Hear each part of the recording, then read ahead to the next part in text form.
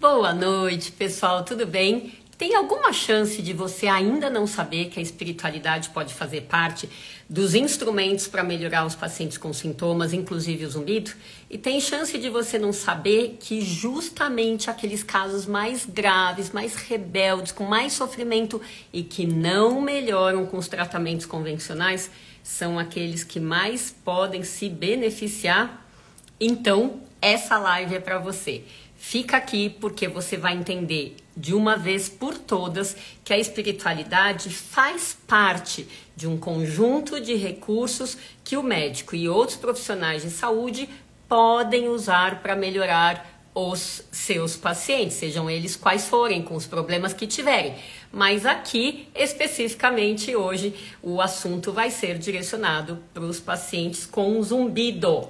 Então, estou muito contente com essa oportunidade de trazer para vocês essa live. E olha só, como a medicina é sagrada na minha vida, porque é um sonho de criança, porém, quantas vezes a gente sonha com uma coisa e depois a realidade é muito mais difícil, né? Então, exercer uma boa medicina não é fácil, é literalmente remar contra a maré todo santo dia. Por isso, essa live faz parte do meu projeto Médicos que se Importam e a gente só convida aqui profissionais que são diferentes, porque além do conhecimento que já virou uma peça básica, não é? Eles conseguem fazer algo que todo mundo deveria fazer com os pacientes. Olho no olho, né? Tão importante, mas tem tanta gente que não faz. Ouvidos atentos, atenção integral ao ser humano e não aquela parte do corpo que ele está apresentando como doença, no nosso caso, um ouvido doente. E essa compaixão, se colocar no lugar da pessoa, imaginar como pode ser ruim, assim, vamos em frente. Então, o tema hoje é espiritualidade no atendimento a pacientes com zumbido. E como a gente se importa com a qualidade dos nossos convidados. Hoje, o nosso convidado... Que isso, já chamei aqui para entrar, mas vou apresentando para vocês. É o professor doutor Alexander Moreira Almeida. Tudo bem, Alex? Olá, boa noite, tudo bom, Tani? Tudo bem, deixa eu acabar aqui de apresentar você e você vai me corrigindo. O Alex é psiquiatra, Alexander, né? Psiquiatra, já vou na intimidade aqui.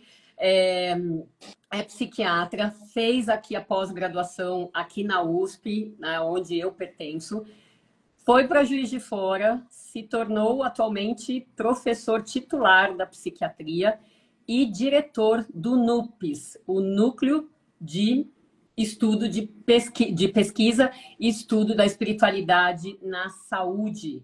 Então, tem livros publicados, é extremamente científico. Foi coordenador do congresso CONUPES, que eu fui assistir em abril, há 2 meses atrás, e me abriu a cabeça. No mês de abril, abri literalmente a cabeça e os ouvidos para muitas outras informações científicas que o Alex e os outros palestrantes trouxeram. Então, pessoal, podem esperar aqui uma live de primeira com o conhecimento que o Dr. Alex vai passar para a gente. Bem-vindo, Alex! Obrigado, Tani. Boa noite todo mundo que está nos assistindo. É um prazer enorme estar aqui com você e conversar com todos vocês. Muito bom, muito bom. Alex, eu vou te fazer algumas perguntas e mesmo a gente tendo conversado um pouquinho antes, que zumbido especificamente não é sua praia, quero deixar você muito confortável que a ideia é a gente conversar como se fosse qualquer outro sintoma do corpo e eu vou fazendo as pontes com o zumbido, tá bom? Claro.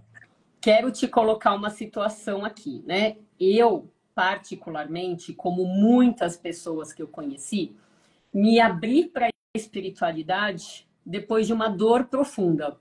né? Que foi a morte da minha mãe há 25 anos atrás. Que, inclusive, Alex, me gerou o zumbido que eu mesma tive dentro desse contexto. Então, veja, eu ter o sintoma que eu já estudava 5 anos antes, né? Então, são 30 no total agora, junto com uma dor profunda, me fez daqui para frente é diferente. Então, depois disso, eu soube de muitas pessoas que passaram por esse processo, assim como eu. E o que eu quero te colocar aqui, para a gente começar a nossa live. Lá no seu congresso, eu conheci pessoalmente, né, que eu já conhecia, o professor Homero Valada. Me aproximei dele, estava conversando sobre a resistência que a gente vê muitos médicos ainda terem na parte da saúde e o quanto o trabalho de vocês é importante para dar base. E sabe o que ele me respondeu? Ah, Tani, mas os tempos estão mudando, porque abre aspas, a transcendência é algo muito humano.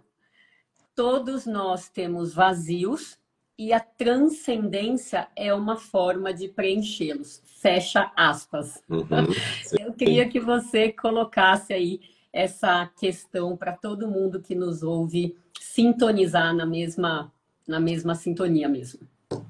Então, é exatamente isso. Quer dizer, a ideia de espiritualidade na verdade, desde que a humanidade é humanidade, ser humano é ser humano, existe uma busca de um transcendente, de algo que vai além desse mundo material que a gente vive.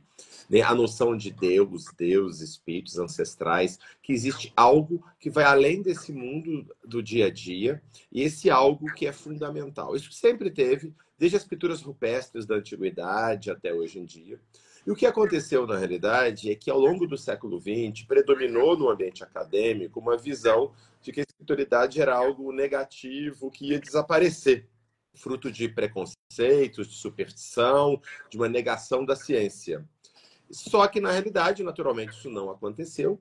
E hoje em dia existe uma grande abertura no próprio ambiente acadêmico para estudar, entender essa realidade humana. Muito bom. Eu vou deixar aqui para todo mundo. Quem já me segue já sabe, mas quem te segue, só para a gente alinhar uma questão aqui especificamente com o zumbido. Essa coisica, esse som que emana aí nas vias auditivas, em geral tem várias causas e a melhor maneira de entender zumbido é comparar com dor de cabeça. Um monte de coisa pode confluir para um determinado sintoma. E no zumbido é exatamente a mesma coisa. E é claro que a gente tem muitas causas simples de zumbido e outras mais complexas, ainda dentro do campo físico, orgânico, vamos dizer assim, ou fora dele. Então, apesar da gente ter uma abrangência com o zumbido, que é a mesma da dor de cabeça, para ficar fácil, a nossa ideia hoje é dar uma focada nesse horário aqui para a questão do atendimento do paciente com zumbido, que, como eu já antecipei, a gente vai pegar o que tem de pesquisa para outros sintomas e abstrair aqui para o zumbido. Porque, infelizmente, Alex, para a parte do zumbido, eu fui atrás de pesquisas e a gente não encontra algo muito direcionado da espiritualidade com o zumbido na literatura ainda, né? Então, por isso que eu também já quis te chamar para a gente abrir a cabeça das pessoas e se tiver alguém aí mais predisposto a fazer pesquisa, que pronto, que a gente possa acelerar um processo. Faz sentido para vocês que eu estou falando? Eu acho que é exatamente isso. Acho que um ponto importante, que embora tenha pouca pesquisa, né, quase nada sobre zumbido e espiritualidade, mas tem muito estudo de espiritualidade com doença crônica, com situações que geram estresse, que geram dificuldade, e certamente a gente pode conversar e aplicar essas informações, né? Pois é, e eu lembro de uma frase sua no congresso também que me chamou a atenção, porque eu gosto de comparações para que as pessoas possam entender melhor, né? A sua frase foi assim: a gente nunca viu um átomo, né? Mas a gente sabe que ele existe. Desenvolve um pouquinho a sua visão aí de espiritualidade, o quanto isso pode melhorar o atendimento de pessoas com doenças crônicas, eu vou fazendo as pontes. Isso, muito bem. Então, um ponto importante que a gente tem trabalhado, e o ambiente acadêmico como um todo, é, primeiro, um estudo científico sobre a espiritualidade. Como nós falamos, a espiritualidade é essa relação nossa com uma dimensão transcendente da realidade, dimensão espiritual da realidade. De modo geral, se manifesta das pessoas com a ideia de Deus, deuses, espíritos, coisas do gênero, e um propósito maior. A vida, nós somos mais do que uma, na visão espiritual, né? Eu sou mais do que um aglomerado de átomos, de moléculas ou de células, amontoado disso. Isso é algo a mais do que isso. Tem um propósito, tem um sentido a minha vida, existe alguma coisa a mais nisso tudo. Muito bem. E hoje em dia a gente sabe, primeiro, que essa ideia da espiritualidade é extremamente prevalente no Brasil e no mundo. No Brasil, só para se ter uma ideia, 90% das pessoas no Brasil têm uma religião. Ah, um dado importante: separar espiritualidade de religião. Espiritualidade, essa relação nossa com o transcendente, e um transcendente sagrado. Existe uma coisa muito importante nesse transcendente, nessa espiritualidade, e isso pode ou não acontecer dentro de uma comunidade que compartilha crenças e práticas. Então, essa comunidade que compartilha crenças e práticas sobre a espiritualidade é a religião. Na maioria das pessoas, a espiritualidade acontece dentro de um contexto religioso, mas pode existir a espiritualidade fora da religião. Então, no Brasil, só para dar dados concretos, 90% da população brasileira tem uma religião. 10% não tem religião. Mas é errado achar que esses 10% não tem nenhuma espiritualidade. Segundo dados do Datafolha 2022, desses 10% que não tem religião, 90% acreditam em Deus, ou seja, 9 décimos. Né? 9 em cada 10 pessoas que dizem não tem religião, acreditam em Deus. Só 1/10 dos sem religião não acredita em Deus. Então, no Brasil é o seguinte: 1% da população diz ser ateia, não acreditar em Deus, 90% tem religião e 9% não tem religião, mas acredita em Deus e deve ter outras práticas espirituais. Então, esse é o primeiro ponto importante para a gente entender. E para finalizar essa parte inicial, também é o seguinte: o que se sabe hoje em dia do impacto da religiosidade, espiritualidade sobre a saúde? Há, hoje em dia, literalmente, milhares de estudos que estudam. Por exemplo, será que uma pessoa que frequenta regularmente, toda semana, um grupo religioso, será que isso impacta a pessoa? A pessoa que procura fazer práticas espirituais como oração, meditação, leitura. A pessoa que procura vivenciar plenamente no seu dia a dia as suas crenças e os valores espirituais. E se sabe hoje em dia que as pessoas que têm essas práticas religiosas espirituais, elas tendem a ter menos depressão ou recuperação mais rápida de quadros depressivos, menos uso ou problemas com álcool e outras drogas, menos suicídio, melhor qualidade de vida e também menor mortalidade geral. Esses são os dados mais importantes que a gente tem das pesquisas de boa qualidade existentes. Perfeito. E se não me engano, também melhor resposta imunológica. Eu acho que tem associação tem estudos também. nessa área também, ainda, embora sejam estudos ainda menor quantidade, menos robustos. Mas sim, há, por exemplo, estudos mostrando menores níveis de interleucina 6, por exemplo, que é uma interleucina, uma substância que a gente produz no sistema imunológico que gera muita inflamação, etc. e tal, menores níveis de interleucina 6, melhor resposta imunológica. Por exemplo, em pacientes HIV positivo, também tem estudos nesse sentido. Então, sim, há estudos de psiconeuroimunologia que mostram que a espiritualidade influencia nessa área também. Perfeito, muito bom. E me conta um pouquinho, como é que foi a sua entrada na espiritualidade? Você já vinha de família praticante? Você nasceu nisso? Ou teve alguma virada aí, que nem eu contei no meu caso? Então, no meu caso, eu cresci como um bom brasileiro, vivenciando várias dimensões espirituais, né? Especialmente na área do espiritismo, catolicismo e umbanda. Então, eu cresci muito vivenciando essas diferentes religiosidades do povo brasileiro.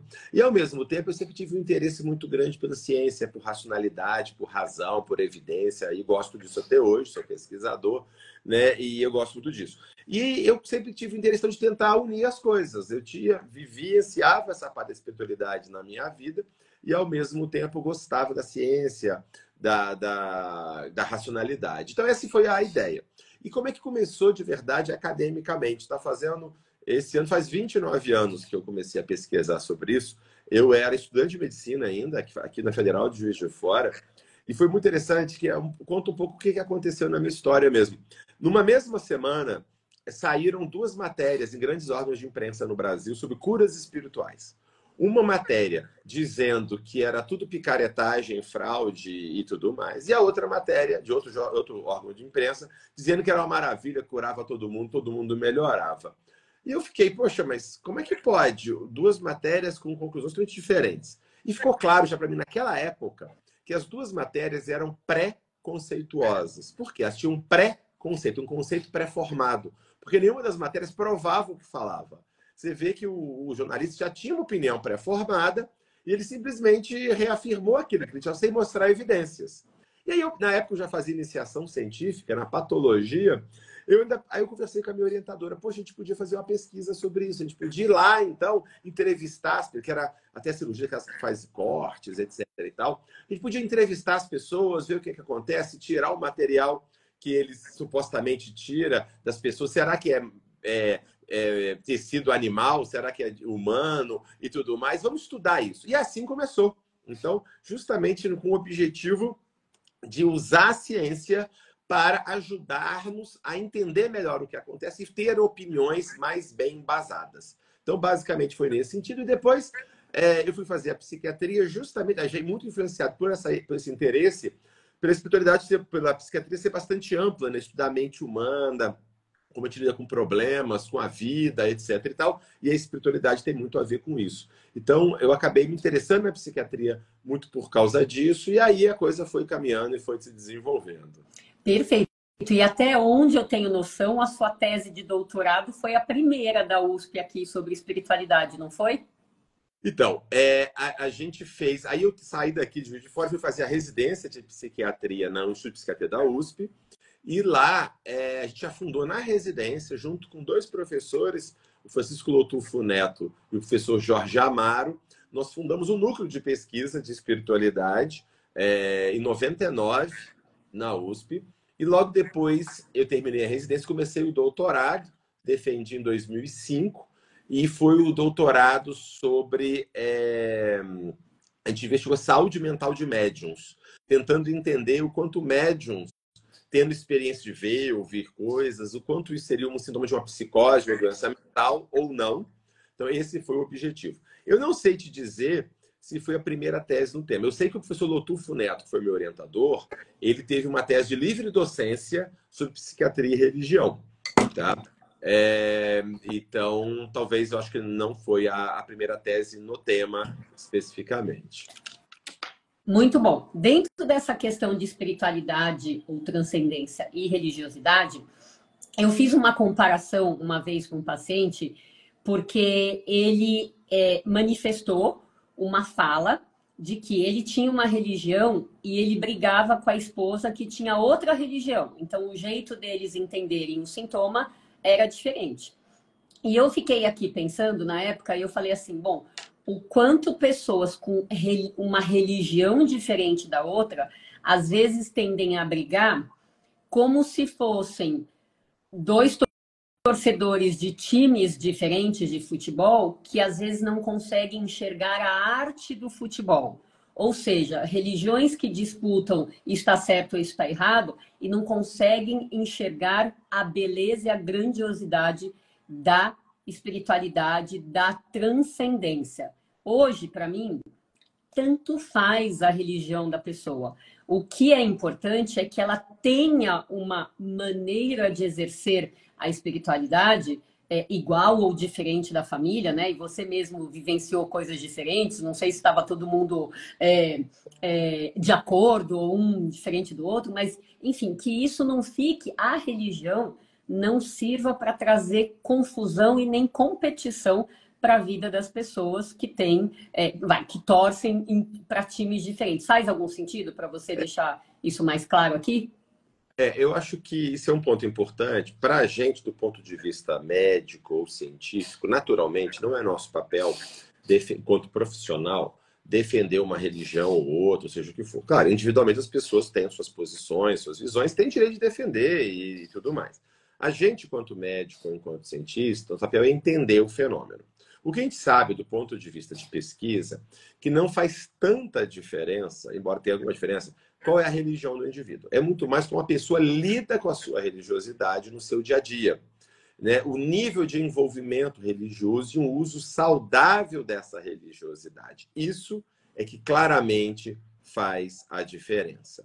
Tá? O nível de envolvimento, como a pessoa faz isso de modo saudável e não ficar disputando. A questão é, né? Quer dizer, essa religiosidade da pessoa está ajudando a pessoa a ser uma pessoa melhor, está ajudando a pessoa, né, a ser uma pessoa mais equilibrada, mais serena e auxiliando mais as pessoas que estão à sua volta. É essa que é a religião está ajudando a florescer. Essa que é a pergunta fundamental que a gente tem que fazer e que, do ponto de vista científico, é o que mais nos interessa, né? Perfeito, excelente. Então, vou mobilizar um pouquinho os nossos seguidores aqui e deixar uma pergunta enquanto eu vou conversando, continuando a conversa. Quem de vocês que tem zumbido, ou pode ser outro sintoma, e já percebeu que a espiritualidade de vocês ajuda de alguma maneira, ou a diminuir o sintoma, no caso o zumbido, ou a ter uma qualidade de vida melhor enquanto o sintoma persiste? E nisso eu quero te contar, Alex, hoje eu atendi uma paciente de primeira vez, ela veio pronta, sabe aquele caso perfeito? Eu falo assim, pronta, porque a gente, como referência para zumbido, acaba recebendo muito paciente difícil, que já passou na mão de vários otorrinos, não melhorou e acaba vindo para a gente com toda uma carga, né? E uma expectativa, às vezes, surreal. Mas essa paciente veio com um zumbido de 1 mês de vida, vamos dizer assim, uma medição de zumbido abaixo da média. O zumbido tem média também, quando a gente faz um exame que chama acufenometria, a média é de 5 a 10. Ela veio com zumbido 4, né? Então abaixo da média. E ela veio, eu perguntei, qual que é a sua expectativa com a consulta de hoje? Ela falou assim, doutora, eu sei que eu vou me curar e você vai ser o instrumento para me levar à cura. Pensa no valor de uma pessoa que chega com bom prognóstico do ponto de vista médico, pouco tempo, bom prognóstico, porque a plasticidade neuronal aqui não atuou ainda tão contra o paciente, né? Um zumbido abaixo da média e uma fé de que vai dar certo. Então, eu considerei essa pessoa, ainda mais conversando muito além disso, assim, gente, ela tá com tudo a favor de uma boa recuperação do zumbido, tá?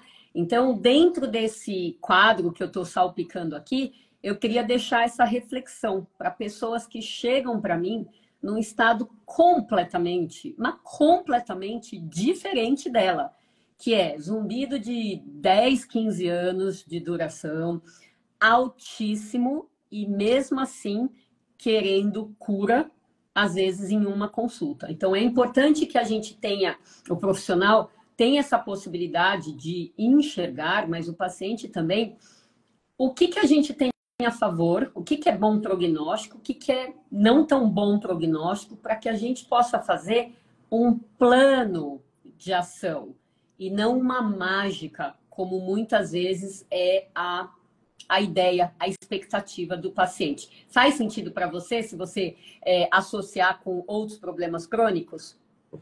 Sim, exatamente isso. Eu acho que um ponto extremamente importante na espiritualidade vai ter 2 pontos em relação a lidar com as questões. Primeiro, é ajudar a pessoa a lidar com os problemas, né? Ela vai colocar, às vezes, o problema numa real dimensão sem amplificar. Porque a gente sabe, na medicina, existe o problema em si e existe a reação da pessoa ao problema. Às vezes, essa reação da pessoa amplifica em muito o problema. Então, às vezes, a gente não deixa o problema do tamanho que ele é. A gente aumenta, a gente fica, né, focando naquilo o tempo todo e reverberando e deixando de fazer outras coisas por causa daquele problema, exatamente, e aquilo começa a tomar uma proporção e passa a ser o centro da vida do indivíduo. Né? Às vezes não é um indivíduo que tem o problema passa a ser o indivíduo. Isso é uma questão fundamental. E o outro ponto é o quanto esses comportamentos negativos, às vezes todos, agravam o problema em si. Por exemplo, a gente comenta muito, fazendo uma analogia de paciente com enxaqueca, por exemplo, paciente que tem colo irritável ou qualquer coisa que o valha. Frequentemente, a gente não consegue ter um controle direto e resolver 100% o problema. Você vai melhorar com as medicações, você vai ajudar, mas você não tem um controle direto sobre aquilo muitas vezes. O que a gente vai ajudar o paciente? A gente vai ajudar o paciente a ter uma vida melhor, melhorar os hábitos de vida, o modo como ele está lidando com o problema, com as coisas, etc, etc, etc. E ao ele melhorar como um todo, ele propicia o seu próprio organismo um processo mais de autocura, de reequilíbrio ou diminuição importante dos sintomas. Essa é uma coisa. E além disso, e levando nisso também, aquilo, aproveitando até o zumbido, né? O problema vira um ruído de fundo, ao invés de ser a questão central. Igual paciente com dor crônica. Paciente com dor crônica, por exemplo. A dor crônica é uma coisa muito incômoda. A gente sabe disso. Mas ela pode ser a questão central da vida do indivíduo, ou ela pode ser um ruído de fundo que atrapalha e tal, mas ela continua tocando a vida dela.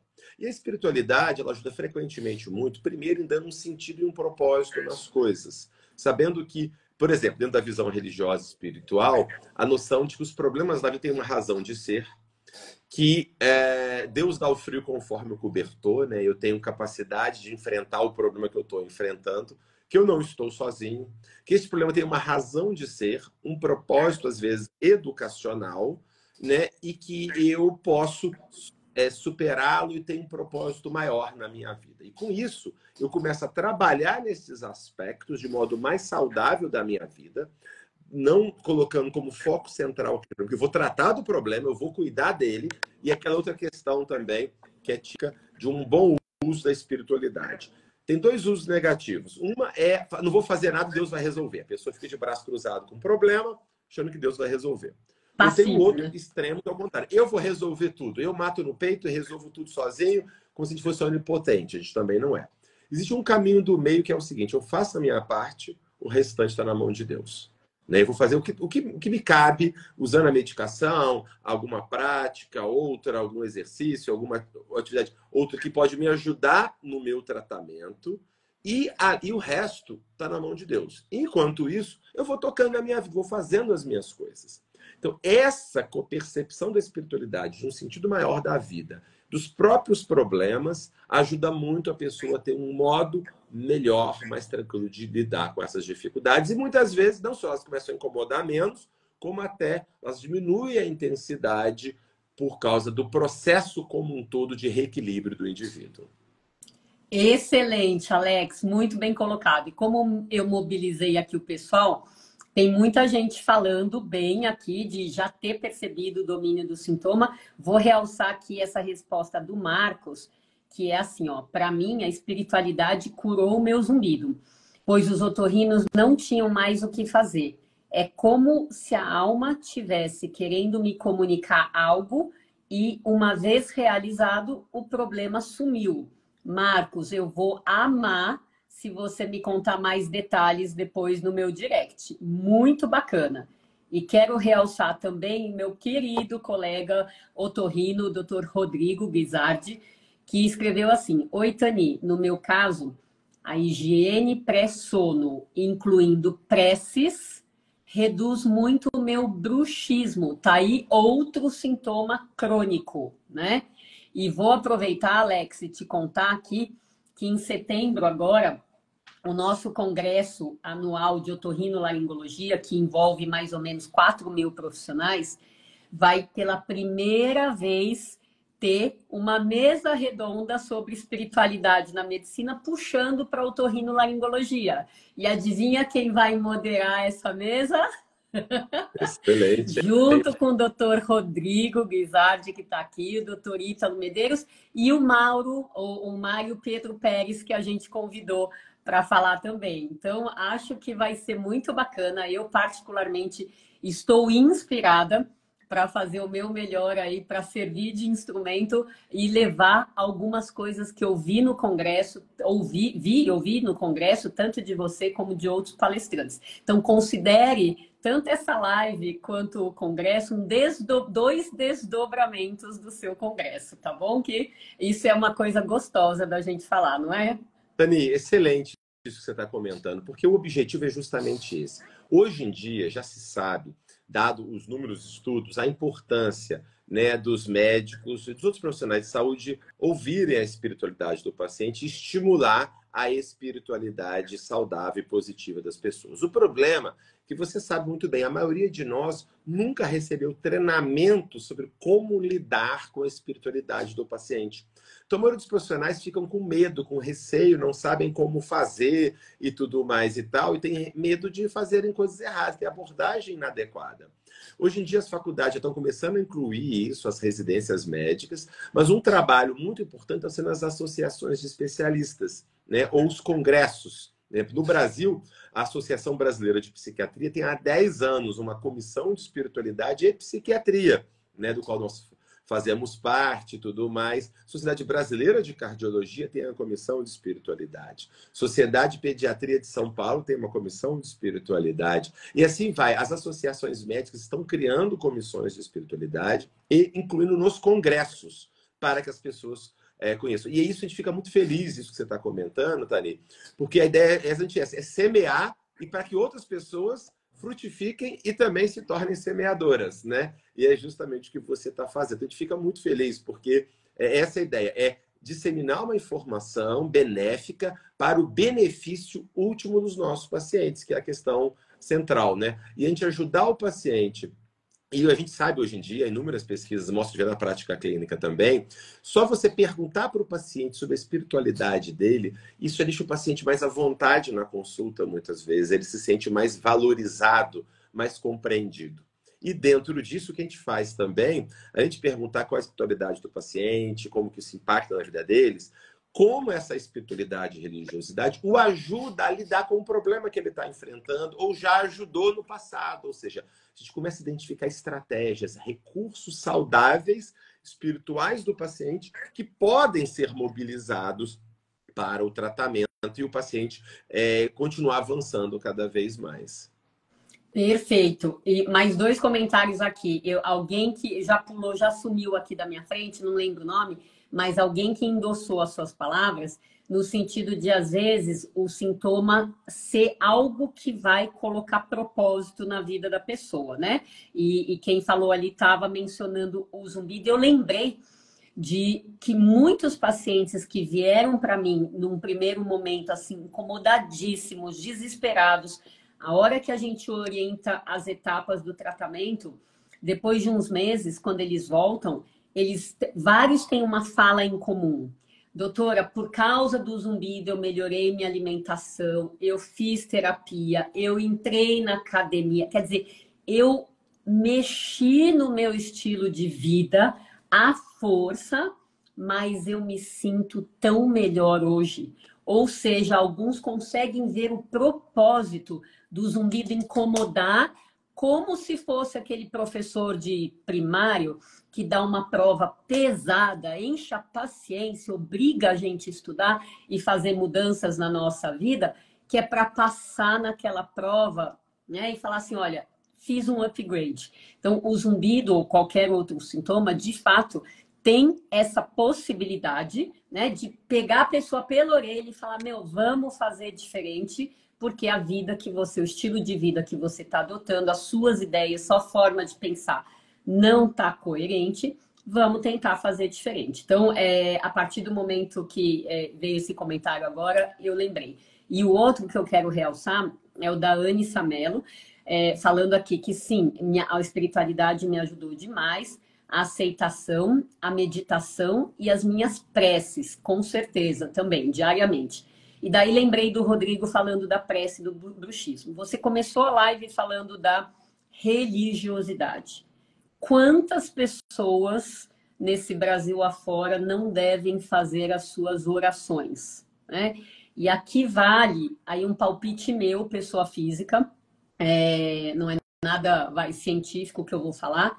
O quanto vale você pedir para quem quer que seja, Deus, Jesus, para quem você acreditar, o quanto vale você pedir para o zumbido sumir e ser passivo nessa hora, ou quanto vale você fazer uma oração pedindo para entender o significado desse sintoma e o que você pode fazer com isso, né? Então, acho que essa prece me parece um tanto quanto mais adulta, né? Mais profunda, para que você possa interagir com, né? com quem você quiser, quem tiver aí na lista, né? do supremo, do sagrado para você, mas que, de fato, você demonstre que você vai fazer a sua parte, do jeitinho que o Alex falou, né? Porque realmente pedir para tirar, hoje eu acho um tanto quanto infantil,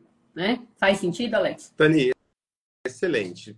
Vou puxar primeiro a primeira comentário, depois passar por esse segundo, sobre a dor, né? O zumbido como um indicativo. Na realidade, a dor, né? A dor como um todo, o sofrimento, ela nos diz é um sinalizador de que alguma coisa está errada, né? Ela nos aponta que, olha, alguma coisa não está funcionando bem. Eu estou me alimentando mal, minha digestão fica ruim, eu tenho mal-estar, eu estou sentado mal, eu tenho dor. Inclusive, é importante saber, as pessoas acham que dor sempre é ruim. Na verdade, existem pessoas que têm uma analgesia congênita, pessoas que não sentem dor nunca.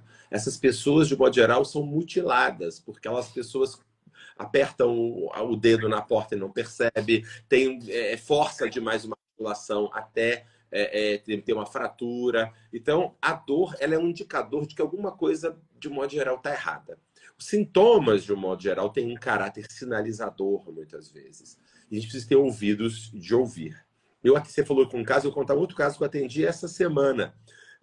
Também uma paciente estava com uma questão existencial complicada, passou várias séries de problemas e começou a ter problemas de álcool, problemas com tabaco, problemas de afastamento da sua própria espiritualidade, uma apatia, um descuido consigo mesma. E ela desenvolve, então, uma série de questões de saúde, inclusive ela desenvolveu uma lesão na artéria da retina e perdeu a visão, e de modo irreversível, num dos olhos. E a partir daí que ela resolveu buscar tratamento e começar a melhorar, né? E ela mesma trouxe isso. Olha o que eu precisei de ter para eu começar a querer corrigir um modo de vida como destrutivo que eu estava tendo, né? Então ela poderia ficar revoltada e piorar e afundar cada vez mais, ou perceber o que eu posso fazer. Eu, como psiquiatra, vejo muito também, às vezes, um quadro depressivo, um quadro de pânico, um quadro de insônia, de depressão. Muitas vezes é um indicativo que aquele modo de vida, eu brincar, não estava ecologicamente sustentável, né? Quer dizer, o modo que você está levando a vida não está sendo sustentável. Então, está começando a bater pino, está começando a não dar certo. Então, isso é muito importante. E aí, frente a esses problemas que surgem, a pergunta deve ser sempre essa: qual a minha parcela nisso? Ao gerar isso, eu tenho que trazer minha resposta. Não adianta eu ficar botando culpa em todo mundo e etc. E eu não perceber a minha parcela nisso. Qual a minha parcela nisso e o que eu posso fazer para poder melhorar? E um outro ponto muito importante, tenho certeza que você concorda comigo, Tani, quando a gente fala de espiritualidade, a gente não está negando os outros aspectos da vida, biológicos, psicológicos e sociais. Claro. Nós defendemos sempre a abordagem sócio-espiritual. Então, eu vou avaliar a parte biológica. Como é que está a alimentação, o sono, uso de medicação, uso de drogas, etc. Eu tenho que trabalhar isso. Como é que está as partes psíquicas? Como eu estou lidando com a minha vida, comigo mesmo, com os problemas que eu estou enfrentando? A parte social, eu estou muito isolado, eu estou valorizando os convívios saudáveis que eu tenho na minha vida e tudo mais, e a minha espiritualidade. Então, uma coisa não nega a outra. A gente, às vezes, como ser humano, adora valorizar uma coisa às expensas da outra. Como se para afirmar uma coisa tem que negar a outra. Não, eu não tenho que fazer escolhas. Eu devo, nesse aspecto, eu devo valorizar e procurar melhorar todas as minhas dimensões, incluindo a espiritualidade. E dentro disso, para finalizar, que você perguntou sobre esse pedido, essa oração para poder resolver o problema, pior de tudo é quando eu faço, você vai resolver o problema e não faço nada. Eu quero que Deus resolva e fico tipo, nem tomar os remédios, não vou no médico, não muda a minha vida, não faço nada, e Deus tem que resolver o meu problema. E sabendo, Deus, como um bom pai, ele não vai fazer tudo que a gente pede, vai fazer o que a gente precisa, né? Então, se a gente vê que a gente está muito encostado, aí que ele vai falar, olha, precisamos de mais alguma coisa aí. Né? Então, esse é um ponto. E, sem dúvida, né, de um modo geral, as tradições espirituais falam muito isso, né, da oração, uma oração muito mais de pedir sabedoria, conhecimento, entendimento, né, de lidar com a dificuldade e que seja feito melhor, né, que o melhor aconteça, né, acho que esse é um ponto muito importante. Muito bom, muito bom. É tão bom conversar com alguém que tem o dom da oratória aí como Obrigado. você, né? Que a coisa flui. Muito, muito bom. Ó, vou voltar aqui no Marcos, que ele respondeu, né? Eu pedi para ele explicar melhor. Ele falou: olha, no meu caso, eu não pedi para Deus tirar. Eu procurei compreender e uma vez compreendido a minha alma, o zumbido sumiu. Chega até a ser engraçado. Marcos, juro. Eu vou amar saber mais num outro momento. Mas por que eu estou te falando isso, Marcos? Estou puxando você como uma fonte de demonstração para quem eventualmente estiver aqui com a gente e ainda está meio cético, meio sei lá, né? Porque às vezes algumas coisas fazem a pessoa assim, ó, virar a chave, né? Quem sabe você, o seu exemplo pode ser um. Eu tenho uma pesquisa, Alex, a gente publicou no comecinho da pandemia, uma pesquisa que já estava no forno, com os primeiros 80 casos de cura de zumbido. Então, a gente nasce e cresce na otorrinolaringologia com rótulo: zumbido não tem cura. E como eu nunca vi sentido nenhum, porque se até casos de câncer, que é progressivo e fatal, tem caso de cura, como é que o zumbido que não é progressivo nem fatal, não vai ter nenhumzinho, fora que eu já tinha tido meu caso de cura, né? Há 25 anos atrás. Então, cadê a lógica da coisa? A gente foi atrás, achou pessoas que se curaram, tiveram zumbido pelo menos 3 meses, estavam sem zumbido pelo menos 6 meses, fez uma coletânea dos primeiros 80 casos e publicou. E agora a gente dobrou a meta para 162 casos nos últimos 3 anos, e eu acabei de apresentar essa casuística lá no Congresso do Canadá há 2 semanas atrás, dia 11 de junho, né? Então, o que acontece? A cura desses 162 pacientes foi obtida por instrumentos diferentes, o que faz maior sentido para mim, porque as causas de zumbido são diferentes. Então, teve gente que se curou com medicação, gente que se curou com aparelho auditivo, gente que se curou com mudança de hábito alimentar, gente que se curou com fisioterapia, osteopatia, a placa do dentista, enfim.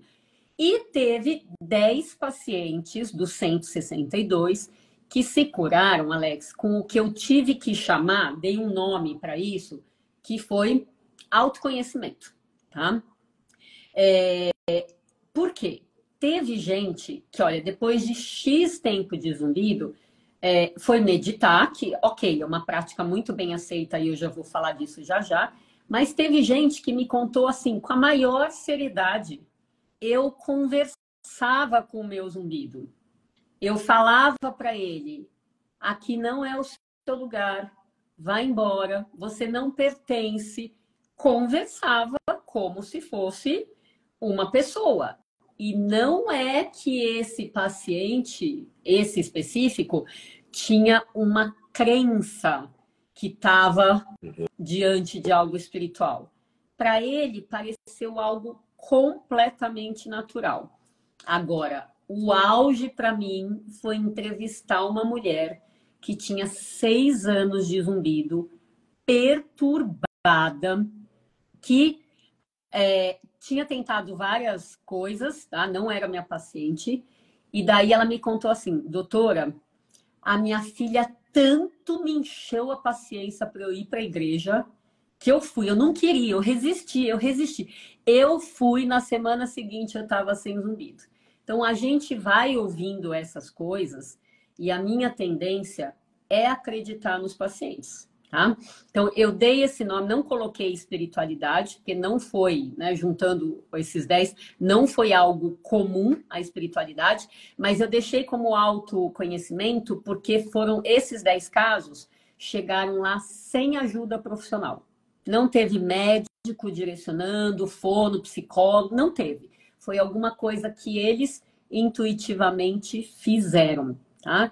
Então, para mim, tudo, enquanto a pesquisa não avança, não destrincha tudo, tudo pode ser bom exemplo, e por isso eu estou puxando o Marcos aqui para ver se ele, de fato, com isso tudo que ele já está contando aqui, que eu acho interessantíssimo, motiva mais pessoas aqui, ó. Vamos abrir a cabeça, porque se a cura é heterogênea, como eu estou afirmando para vocês, a gente, por enquanto, não sabe quem vai curar, nem como, nem quando, mas sabe que pode.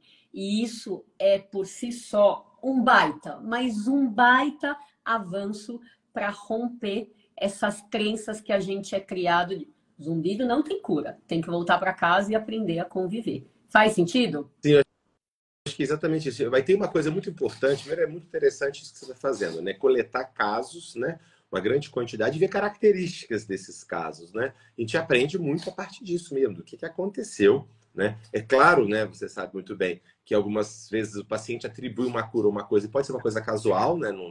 Né? Ser uma coisa que não seja exatamente aquilo, mas ele associa temporalmente, mas pode ser uma coisa casual, ou pode ser uma coisa mesmo que possa ter gerado, por isso que é bom ter vários casos. Agora, eu sugiro também uma coisa, eu não sei se vocês perguntaram ativamente sobre a espiritualidade ou busca de espiritualidade.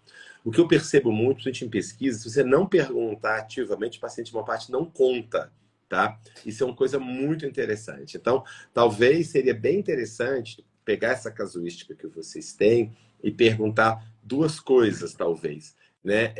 Uma é o uso, né, de como que eles usaram a espiritualidade, se usaram, né? Como que usaram a espiritualidade para lidar com o problema e se eles buscaram algum tipo de prática ou de tratamento espiritual para lidar com o problema. Porque se a gente não perguntar, os pacientes têm muito receio de falar muitas vezes, com medo de serem rechaçados. Muitos pacientes têm histórico já negativo de experiência de falar sobre isso com profissionais de saúde e não serem bem recebidos. Como o paciente não é bobo, então ele não fala nada.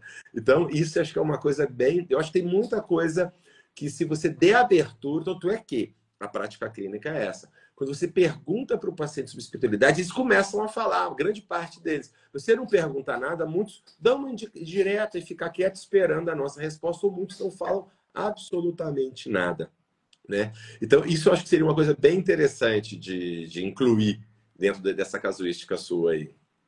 Perfeito, o que faz sentido. A gente descreveu, eles descreveram como era o zumbido deles na época, os tratamentos todos que eles fizeram, e a nossa pergunta foi, de tudo que você fez, a que você atribuiu o resultado da cura? E sim, pergunta aberta, né? Sim. Mas talvez se eu tivesse perguntado especificamente, mais gente teria se sentido à vontade de colocar a espiritualidade no meio dessa conta, com certeza. E você me fez lembrar um outro slide que eu vi lá no congresso que eu achei top, mas agora não está me vindo na cabeça quem foi que falou sobre isso. Era um slide que comentava de uma timidez dos profissionais, timidez espiritual, né? A timidez de abordar espiritualidade como profissional, que é essa timidez que você já está falando que o paciente tem. Porque se ele não sente abertura, né, todo mundo tem medo de ser apedrejado, né? Então já nem fala. Mas o slide mostrava a timidez espiritual, a cegueira espiritual, aquela pessoa que não quer ver, seja o profissional de saúde, né, seja o paciente. E não tinha lá no slide, mas eu acrescentaria como otorrino, lógico, a surdez espiritual, né? É aquele paciente ou profissional que não quer ouvir nada nessa área, né? Então, acho que é bacana a gente ver em que momento que a gente está. Está com liberdade de falar sobre espiritualidade, fazer uma pergunta básica, se ele tem alguma crença espiritual, se ele exerce alguma coisa, o que que ele acredita, como é que ele acredita que a espiritualidade pode ajudá-lo a melhorar a qualidade de vida e o sintoma, né? Essa autoanálise, em que ponto que a gente está? A gente está crua ou a gente está mais madura dentro dessa linha de conversar com o paciente e ouvir o que ele tem para falar, né? Isso, Tani, o que a gente vê às vezes, né? Muitos médicos ou profissionais de saúde têm receio de perguntar sobre isso, né? Receio como o paciente vai responder, se o paciente vai achar que aquilo ali virou curandeirismo ou alguma coisa do gênero, ou tem receio também do que o paciente falar e ele não saber o que lidar, como fazer com aquilo, né? Então, lembrando que hoje em dia as recomendações das associações médicas é que a gente deve perguntar para o paciente, do mesmo modo que me interessa, como médico, saber do meu paciente como é que é o convívio familiar dele. Eu, de modo geral, pergunto a espiritualidade do meu paciente quando eu falo a história social. Você mora com quem? Ah, com fulano, com Beltrano. Como é que vocês se dão? Nos damos assim. Você tem algum hobby? Você tem alguma prática física? E você tem alguma fé? Você tem alguma espiritualidade? Aí eu começo a entrar nessa área. Então, os profissionais, eles podem ter tranquilidade sobre isso. E uma outra coisa importante que a gente precisa lembrar é que, para perguntar a espiritualidade do paciente, o profissional não precisa de ser espiritualizado. Ele precisa saber o que importa para o paciente, não é o que importa para ele. Isso é muito importante. E não se trata de converter ninguém, nada disso. É apenas saber o que é importante para este paciente, né, e procurar abordar nesse sentido. Então, esse é a recomendação das grandes associações médicas. E eu vou comentar aqui alguns exemplos de práticas espirituais que os pacientes têm e que muitas vezes têm impacto positivo, que a gente sabe que tem impacto positivo ao lidar com problemas, com doenças, com dores, etc, etc. Como eu falei antes, só para a gente ter uma ideia importante, né, do impacto da espiritualidade sobre as pessoas, teve um estudo feito nos Estados Unidos, na Universidade de Harvard, com 70 mil pessoas que foram acompanhadas por 14 anos. 70 mil pessoas seguidas por 14 anos. E aí fizeram análise de controlando para a idade, sexo, raça, renda, um monte de coisa, e viram que o indivíduo, que no início do estudo frequentava um grupo religioso pelo menos uma vez por semana, ao longo de 14 anos, morreu 50% menos. Reduziu para metade a mortalidade. Publicado no JAMA, Revista Médica Americana, as mais importantes revistas médicas do mundo, como você sabe muito bem. Então, mostra, olha o impacto que isso tem sobre o indivíduo. E que práticas, muitas vezes, as pessoas têm que relatam, que as pesquisas mostram, que impactam positivamente a pessoa e como ela lida com problemas. Então, uma é essa frequência regular a um grupo religioso. Porque essa participação tá junto, integrar com outras pessoas, compartilhar momentos de reflexão, de aprendizado, de apoio mútuo. A frequência. Envolvimento em trabalho voluntário, em grupos de oração, grupos de estudo, etc., do grupo religioso. Outra prática importante são práticas regulares de uma religiosidade privada. A pessoa tem um momento do dia em que ela vai, por exemplo, de manhã cedo, a pessoa acorda um pouquinho mais cedo, 20 minutos mais cedo. Ela vai fazer uma pequena leitura da Bíblia, do livro espiritual que ela gostar, e fazer uma meditação e uma oração a partir disso. A pessoa começa um outro patamar o dia dela. Outra estratégia também importante que as pessoas utilizam é, por exemplo, frente ao momento de dificuldade, em que ela está angustiada, preocupada, ela pode, nesse momento, parar, fazer uma leitura, uma oração, uma meditação. Também práticas, às vezes, de ouvir, às vezes, músicas, hinos e tal, que ajuda a pessoa a dar uma certa harmonizada, uma certa equilibrada também. Outra estratégia também que é muito utilizada é fazer um enquadre espiritual da situação. Quer dizer, frente a uma situação, um problema, perguntar situações do tipo: que lição Deus será que está querendo passar para mim nessa situação? Né? E mais, o que eu posso aprender com isso que está acontecendo? Terceiro, eu posso fazer a oração, uma leitura, para buscar inspiração e serenidade para lidar com o problema que está acontecendo. E, por fim, como eu falei, essa estratégia de parceria. Eu vou fazer a minha parte, o resto está na mão de Deus. Eu não vou ficar de braço cruzado achando que Deus resolve tudo e nem vou achar que eu sou onipotente, que eu vou fazer e vou resolver o mundo, que não é assim. O que está ao meu alcance? O que está ao meu alcance eu faço. O que não tiver, eu entrego. E o melhor vai acontecer. Então, essas práticas que eu estou comentando aqui, elas têm um impacto muito bom. Outra coisa importante também, a espiritualidade, de um modo geral, virtudes como perdão, compaixão, etc. Quantas vezes a gente carrega amarguras e ressentimentos pela vida toda? A gente carregando lixo dentro da gente, né? Aquela amargura, aquele ressentimento, aquele ódio dentro da gente, e que aquilo fica consumindo a todos nós. Nós sabemos o impacto imunológico, endocrinológico, alterando hormônios, nossa imunidade, que tudo isso gera. E de modo geral, as tradições espirituais enfatizam a noção de compaixão, de perdão, indulgência, né, de procurar pagar o mal com o bem, etc, etc. Então, esses são alguns dos exemplos de estratégias que já estão pesquisadas, que ajudam os pacientes a enfrentar melhor os seus problemas. E outro dado interessante, em questões crônicas, como eu já falei, por exemplo, uma dor crônica ou uma limitação, ou uma dificuldade que a pessoa tenha, às vezes a pessoa fica tão focada naquilo que aquilo amplifica, né, de tamanho, porque toda a minha atenção está focada naquilo. Quando eu procuro, claro, tratar, fazer o que eu posso, e o resto eu vou tocar a minha vida, apesar daquilo, eu começo a reequilibrar a minha vida em vários outros aspectos. Não só eu dando menos atenção, eu reforço menos, como eu valorizo as coisas positivas. E às vezes, quando eu menos perceber, aquele sintoma diminuiu muito ou até desapareceu. Às vezes, como efeito colateral de uma melhora global do meu modo de viver, do meu estilo de vida. Excelente, excelente. Muito bom te ouvir. Parece que você manja muito de zumbido, viu, Alex? Serve tudo. Tudo que você fala vai servir para os nossos pacientes. E deixa eu puxar o assunto que eu fiquei de falar e desviei. Que é, apesar de não ter nada muito...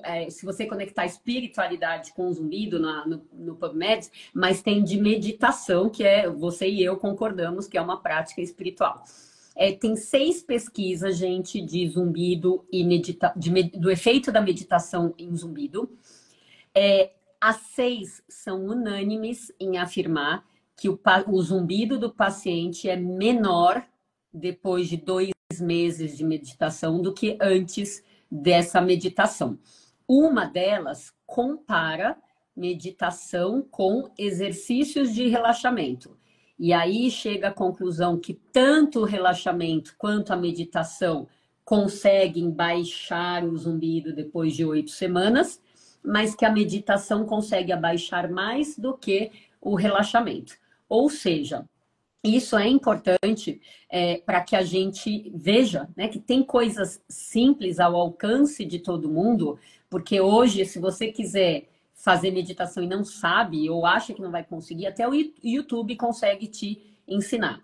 Existe o mais pesquisado aqui é a mindfulness, né, que põe a pessoa aqui no aqui e agora, prestando atenção no corpo, mas não precisa ser a mindfulness. Pode ser meditação transcendental, pode ser alguma outra coisa. Mas o princípio da meditação que me encanta é o aqui e agora, sem julgamento. Então, quando você olha para o seu zumbido sem ficar com raiva, alterado, culpado, você desconecta ele, como se você estivesse olhando para ele de um ponto acima dele. Desconecta sentimentos. Muita gente fala que o zumbido diminui, às vezes, na própria meditação. Ele pode ficar mais nítido no começo, porque o aqui e agora, se você focar, você pode perceber mais o zumbido, mas durante a prática ele já pode diminuir na própria sessão. Ou seja, são coisas muito simples. Exercício de respiração, todo mundo pode fazer.